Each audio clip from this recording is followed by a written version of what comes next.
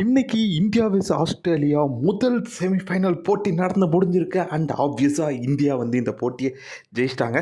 S, ஜெயிச்சது மட்டும் இல்லை, ஃபைனலுக்கு போயிருக்காங்க. எஸ், ஸோ இந்த சண்டே நடக்க போகிற ஐசிசி சாம்பியன்ஸ் ட்ராஃபி 2025 ஃபைனல் மேட்ச்சில் இந்தியா மோத போகிறாங்க. கூட யார் மோத போகிறாங்க அப்படிங்கிறது நாளைக்கு தெரிஞ்சிடும். எஸ், ஸோ ஆஸ்திரேலியாவை ஒரு பயங்கரமான ஒரு ரிவெஞ்ச் எடுத்திருக்காங்க அப்படின்னு சொல்லலாம். பட் ஸ்டில் அந்த ஒரு ஆஸ்திரேலியன் டீமாக இந்த டீம் அப்படிங்கிறது கண்டிப்பாக கிடையாது. So still India into the finals on beating Australia. Yes, ஆஸ்திரேலியாவை அடித்து நொறுக்கிட்டு நம்ம போயிருக்கோம் ஃபைனல்ஸ்க்கு. இந்த சண்டே யார் வரப்போகிறாங்கிறத நாளை மேட்ச்சில் தெரிஞ்சுப்போம். அதுக்கு முன்னாடி இந்த போட்டியை பொறுத்தவரை முதல்ல வந்துட்டு ரோஹித் சர்மா திரும்பவும் டாஸை தோத்துட்டார். எஸ், ஸோ கண்டினியூஸாக வந்து டாஸை வந்து லூஸ் பண்ணிக்கிட்டே இருக்கார் ரோஹித் சர்மா அப்படிங்கிறது ஒரு விஷயம். டாஸை ஜெயிச்சு ஆஸ்திரேலியா வந்துட்டு ஃபஸ்ட் பேட்டிங் பண்ண போகிறோம் அப்படின்னு சொல்லிட்டாங்க. ஸோ இந்தியா கேப்டன் ரோஹித் சர்மாவை கேட்கும்போது it's good toss to lose அப்படின்றதையும் சொல்லியிருந்தார். பட் ஆஸ்திரேலியா வந்து ஃபஸ்ட் பேட்டிங் வந்தாங்க. ஸோ முதல்ல வந்துட்டு இந்த பிளேயிங் 11 எதாவது மாற்றுவாங்களா அப்படின்னு பார்த்தோம்னா எதுவும் மாற்றலை. சேம் அதே 11 லாஸ்ட் மேட்ச் விளையாண்ட அதே 11 வந்திருக்காங்க இந்தியன் டீம். அண்ட் இன்னொரு விஷயம், ஆஸ்திரேலியாவும் பார்த்திங்கன்னா வந்து அவங்க 11 ஆல்மோஸ்ட் அந்த 2 பேசர் அண்ட் மற்ற எல்லாருமே ஸ்பின்னர் அப்படிங்கிற மோடில் தான் அவங்களும் வந்து இந்த வந்திருந்தாங்க இந்த மேட்ச்சில். ஸோ ஃபஸ்ட் வந்து ஹெட், ஸோ அவர் வந்து பெரிய தலைவலி ஹெட்டாக்காக இருப்பார் அப்படின்னு சொல்லி அவர் மேலே ஒரு பெரிய கண்ணு இருந்தது. ஸோ ஸ்டார்டிங்கும் அந்த மாதிரி தான் ஆரம்பித்தார். முதல்ல கொஞ்சம் ஹெட்டு ஸ்ட்ரகிள் பண்ணாலும் ஸோ அப்படியே கொஞ்சம் கீரை போட்டு மேலே ஏறும் போது டக்குன்னு வருண் சக்கரவர்த்தி எடுத்துகிட்டு வந்தாங்க. டக்குன்னு ஒரு விக்கெட்டை தூக்குனாங்க. தலைவலி முடிஞ்சதுப்பா அப்படிங்கிற மாதிரி ஹெட்டை வந்து இன்றைக்கி சூப்பராக தூக்கிட்டாங்க இந்தியன் டீம் இனிஷியலாகவே. ஸோ அவர் வந்து 39 ரன்ஸ் தான் ஸ்கோர் பண்ணியிருந்தார். ஸோ அவரை வந்து அதிகமாக அடிக்க விடல. எஸ், பட் இருந்தாலும் அவர் கரெக்டாக அந்த கியர் ஷிஃப்ட் பண்ணுற டைமில் நம்ம அவரை தட்டி தூக்கிட்டோம், செட்டில் ஆக விடலை.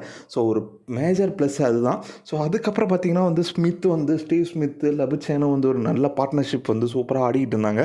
ஸோ ஸ்டீவ் ஸ்மித் உண்மையாலுமே இந்த போட்டியில் சூப்பராக விளையாண்டார். எஸ், ஸோ அவர் வந்து சரியாக ஆடலை அப்படிங்கிற கேள்வியெல்லாம் இருந்தது. பட் இந்த போட்டியில் வந்து ஸ்டீவ் ஸ்மித் வந்து பயங்கரமாக ஆடினார். சூப்பராக வந்து கேம் எடுத்துகிட்டு போனார்.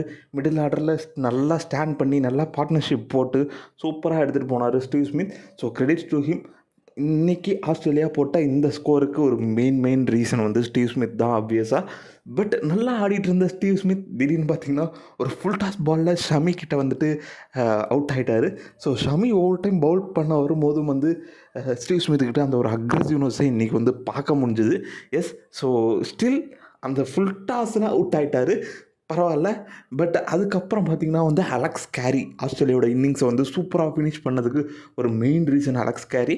ஸோ அவர் வந்ததுலேருந்தே கொஞ்சம் அட்டாக் பண்ணி நல்லா ஆடிட்டு இருந்தார். ஸோ டுவர்ட்ஸ் த எண்ட் ஒரு இந்த ஸ்கோரை எடுத்துகிட்டு வந்ததுக்கு காரணம் வந்து அலெக்ஸ் கேரி.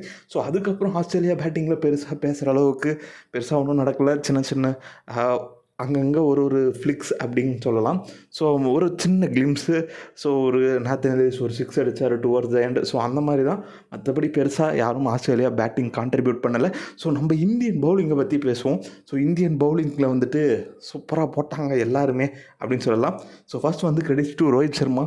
ஒரு அந்த பவுலிங் ரொட்டேஷன் வந்து சூப்பராக பண்ணார். கிளென் மேக்ஸ்வெலுக்கெல்லாம் வந்துட்டு நம்ம வருண் சக்கரவர்த்தி எடுத்துகிட்டு வருவாங்களான்னு பேசிகிட்டு இருக்கும்போது அக்ஷர் பட்டேல் எடுத்துகிட்டு வந்து ஒரு 6 போனாலும் அடுத்த பாலே விக்கெட் எடுத்தார். ஸோ இந்த மாதிரி ரோஹித் சர்மாவோட மூவ்ஸ் அடுத்து அந்த வருண் சக்கரவர்த்தி எடுத்துகிட்டு வந்தோடனே ஹெட்டை தூக்குனார். ஸோ இந்த மாதிரி ரோஹித் சர்மாவோட மூவ்ஸ் எல்லாமே இன்றைக்கி வந்து சூப்பராக இருந்துச்சு. So first credit to him. And அடுத்தபடியாக பவுலிங்கில் ஜடேஜா இன்றைக்கி வந்து கொஞ்சம் ஷைனிங்காக தெரிஞ்சார். எஸ், ஸோ ஜடேஜா வந்து ஒரு சூப்பராக பவுலிங் போட்டார் இன்றைக்கி. அவருக்கு கொஞ்சம் டேர்ன் இருந்த மாதிரி தெரிஞ்சுது கம்பேரிட்டிவ்லி அக்ஷர் பட்டேலையும் குல்தீப் யாதவும் கூட பார்க்கும்போது அவருக்கு கொஞ்சம் டேர்ன் இருந்த மாதிரி இருந்துச்சு. ஸோ அவரும் நல்லா போட்டு இன்றைக்கி நல்லா விக்கெட்ஸ் எடுத்தார். So happy for him. And அடுத்தபடியாக குல்தீப் யாதவ் ஒரு டீசெண்டான ஸ்பெல். அண்ட் அக்ஷர் பட்டேல் சொன்ன மாதிரி கிளென் மேக்ஸ்வெல்லை சூப்பராக தூக்குனார். ஸோ வருண் சக்கரவர்த்தி கலக்கிட்டார். ஏன்னா ஃபஸ்ட்டு டேர்னிங் பாயிண்ட் கொடுத்ததே அவர் தான். நம்மளோட ஹெட் ஹேக்குன்ற அந்த ஹெட்டை வந்து இன்றைக்கி ஃபஸ்ட்டு தூக்குனதே அவர் தான். ஸோ சூப்பராக பவுலிங் போட்டார். அந்த ஹெட்டு கேட்ச் பிடிச்சதுமே ஓரளவுக்கு எல்லா இந்தியன் ஃபேன்ஸும் ஓரளவுக்கு சாட்டிஸ்ஃபை ஆகிட்டாங்க. ஓகேப்பா பார்த்துடலாம் இன்றைக்கி மேட்ச்சை அப்படிங்கிற மாதிரி மைண்ட் செட்டுக்கு வந்துட்டோம். ஸோ அந்த மாதிரி ஃபஸ்ட்டு விக்கெட் எடுத்து கொடுத்தாரு. அண்ட் ஷமி சூப்பராக போட்டார். செம்மையாக போட்டிருக்காரு ஷமி. இந்த சாம்பியன்ஸ் ட்ராஃபியில் அதிக விக்கெட்ஸ் எடுத்த ஒரு பிளேயராக வந்து ஷமி இருந்துகிட்ருக்கிறாரு இப்போதைக்கு. ஸோ நல்லா போட்டிருக்காரு ஷமியும் இந்த மேட்ச்சில். அண்ட் ஹர்திக் பாண்டியாவுக்கு கொஞ்சம் ஒரு ஆஃப் ஆன மேட்ச் தான் இது. But still okay. ஸோ அதுக்கேற்ற மாதிரி பேட்டிங்கில் கலக்கிட்டாரு அப்படின்னு சொல்லலாம். ஸோ அடுத்தபடியாக நம்ம இந்தியன் டீம் பேட்டிங்க்கு ஜஸ்ட் 264 இவ்வளோ தாங்க ஸ்கோரு. ஸோ இந்த 264 அடிக்கிறதுக்கு நம்ம இந்தியன் டீம் வந்து களம் இறங்கினாங்க. ஸோ ஓப்பனிங்கில் வந்துட்டு பார்த்தோம்னா நம்ம சுப்மன் கில் அண்ட் ரோஹித் சர்மாட்டிருந்து ஒரு பெரிய ஸ்டார்ட் எதிர்பார்த்தோம். பட் ஆப்வியஸாக கிடைக்கல. ஸோ சுப்மன் கில்கிட்டேருந்து திருப்பி ஒரு ஃபெயிலியர் அந்த ஃபஸ்ட் மேட்ச்சுக்கு அப்புறம் அவர்கிட்ட இருந்து சொன்ன மாதிரியே அந்த டவுன்ஃபால் இருந்துக்கிட்டே இருக்குது. ஸோ அவர்கிட்ட இருந்து ஒரு பெரிய இன்னிங்ஸ் வந்து வரல. திருப்பி ஒரு ஃபெயிலியர் தான் சுப்மன் கில் கிட்ட. ஸோ அடுத்து ரோஹித் சர்மா ஃபஸ்ட்டே வந்து ஒரு 2 கேட்ச் ட்ராப்பெல்லாம் பார்த்தோம். பட் அதில் ஆப்வியஸாக ஒரு கேட்ச் ட்ராப், இன்னொன்று ஆல்மோஸ்ட் கேட்ச் தான் சொல்லலாம். ஆஸ்திரேலியன் ஸ்டாண்டர்ட்ஸ்க்கு அவங்க பிடிக்கிற மாதிரி கேட்ச் அப்படின்னு கூட சொல்லலாம். ஸோ அந்த மாதிரி ஒரு 2 சான்சஸ் எல்லாம் கொடுத்தாரு. அப்பயும் அவங்க ஆஃப் பண்ணாங்க. அப்புறம் ஒரு 2 நல்ல ஷாட் பார்த்தோம். ஒரு 6 அடித்தார். ஸ்ட்ரெயிட்டில் ஒரு 4 பயங்கரமாக அடித்தார். பட் ஒரு நல்ல ஸ்டார்ட்டு. சரி ஓகே, இன்றைக்கி அதை அடாப்ட் பண்ணி மேட்ச் எடுத்துகிட்டு போகிறாரு அப்படின்னு நினச்சோம். பட் ஸ்டில் அன்ஃபார்ச்சுனேட்லி அவர் வந்து அவுட் ஆகிட்டார் ஒரு எல்பிடபிள்யூ. ரோஹித் சர்மா அவுட் ஆனதுமே முழுக்க இந்த மேட்சோட மொத்த ஒரு வெயிட்டுமே வந்து விராட் கோலியோட ஹெட்டில் போய் உக்காந்துருச்சு. ஸோ அந்த கிங்கோட ஹெட்டில் க்ரௌனுக்கு மேலே இவ்வளோ பெரிய வெயிட்டு. ஸோ ஆப்வியஸாக அவர் தான் இந்த மேட்சை வந்து ஜெயிக்கிறதுக்கு ஒரு மெயின் காரணம். எஸ், ஸோ கிங் கோலி சேஸ் மாஸ்டர் ஆஸ்திரேலியாவுக்கு அகேன்ஸ்டாக இந்த மாதிரி ஒரு நாக் அவுட் கேம், ஒரு பெரிய கேம் அப்படிங்கும் போது கண்டிப்பாக கிங் கோலி ப்ளே பண்ணுவார் அப்படிங்கிறது எக்ஸ்பெக்ட் பண்ணது. அண்ட் அதுவும் இந்த மாதிரி ஒரு 2 விக்கெட் போன டைமில், ஒரு குரூஷியலான டைமில் ஒரு ஸ்ரேயஸ் ஐயரோட ஒரு சூப்பரான பார்ட்னர்ஷிப். அண்ட் விராட் கோலிகிட்ட என்னென்னா, ஸோ இந்த கேமுக்கு என்ன வேணும்? ஸோ பயங்கரமாக அடிச்செல்லாம் ஆடலைங்க. என்ன வேணும் இந்த கேமுக்கு? என்ன வேணும்? கேமை ஜஸ்ட் நம்ம எடுத்துகிட்டு போனால் போதும். இந்த கேமை ஜஸ்ட் நம்ம ஆடி எடுத்துகிட்டு போனால் போதும். டுவோர்ட் த எண்ட் எடுத்துகிட்டு போனால் போதும் அப்படிங்கிறது தான் இந்த இடத்துல நமக்கு தேவையான ஒரு விஷயம். ஸோ அதை வந்து விராட் கோலி சூப்பராக ஸ்ட்ரைக்கர் ரொட்டேட் பண்ணி ஸ்ரேயஸ் ஐயரோட ஒரு சூப்பரான பார்ட்னர்ஷிப் பில்ட் பண்ணி அந்த விஷயத்தை செம்மையாக பண்ணார். So once again prove why he is the chase master king Kohli அப்படிங்கிறது. ஸோ அந்த மாதிரி ஒரு சூப்பரான இன்னிங்ஸ் ஆடி கொடுத்தாரு கிங் கோலி. என்னென்னா தேவை, இதுதான் தேவை. ஸோ அது அவருக்கு தெரியும் என்ன தேவை, எப்படி ஆடணுங்கிறது. ஸோ அதுக்கேற்ற மாதிரி ஆடினார். சும்மா ஒரு தட்டால் அடிலாம் கிடையாது. லூஸ்னர்ஸை அட்டாக் பண்ணுறதும் அண்ட் மற்ற டைமில் ஸ்ட்ரைக்கை ரொட்டேட் பண்ணுறதும் அப்படிங்கிறது இந்த மேட்ச்சுக்கு தேவை. ஒரு இன்டெலிஜென்ட்டான கிரிக்கெட்.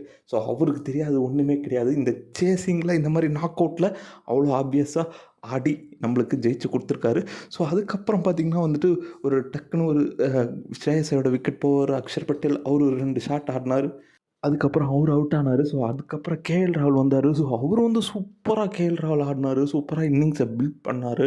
டுவர்ட்ஸ் த எண்டை முடிச்சு கொடுக்கணும் அப்படின்னு சொல்லிட்டு நின்று ஆடி செம்மையாக முடிச்சு கொடுத்தாரு. லாஸ்ட் பால் 6 அடித்து இந்த கேமை வந்து கேஎல் ராகுல் ஃபினிஷ் பண்ணி கொடுத்தாரு. ஸோ அவரோட இன்னிங்ஸ் வந்து சூப்பராக இருந்துச்சு அப்படின்னு சொல்லலாம். எஸ், ஸோ கேஎல் ராகுல் வந்து 2 4 2 6 அடிச்சிருந்தார். ஸோ அவருக்கு வந்து 42 ரன் அடிச்சிருந்தார் 34 பாலில். பட் சூப்பரான ஒரு இன்னிங்ஸ். அண்ட் அதுக்கப்புறம் ஹர்திக் பாண்டியா சொல்லியே ஆகணும். ஸோ அவர் வந்து ஒரு டுவர்ட் த எண்ட் என்ன மாதிரி ஃபினிஷிங் கொடுத்தாரு. ஸோ அவர் வந்து காமாக இருந்தார். 4 டாட் பால் ஆடினாலும் அவ்வளோ காமாக நின்று ஸ்ட்ரெயிட்டில் விட்டு தூக்குனார். ஸோ அவருக்கு தெரியும் சைடு மிட் ஆனில் அடித்தாலும் மிட் ஆஃபில் அடித்தாலும் பெரிய பவுண்ட்ரி அப்படிங்கிறது தெரிஞ்சு ஸ்ட்ரெயிட் பேட்டில் தான் ஆடினார் இன்றைக்கி. அவரோட ரேஞ்ச் ஆஃப் ஹிட்டிங் ஃபுல்லாகவே ஸ்ட்ரெயிட்டில் தான் இருந்துச்சு இன்றைக்கி. ஏன்னா அந்த பெரிய பவுண்ட்ரி இருக்குங்கிறத தெரிஞ்சு ஸ்ட்ரெயிட்டில் சூப்பராக ஆடினார். ஸோ 4 டாட் பால் ஆடினாலுமே கூட அடுத்து 2 6 அடித்து சூப்பராக அந்த மேட்சையே ஃபினிஷ் பண்ணி கொடுத்துட்டாரு ஹர்திக் பாண்டியா.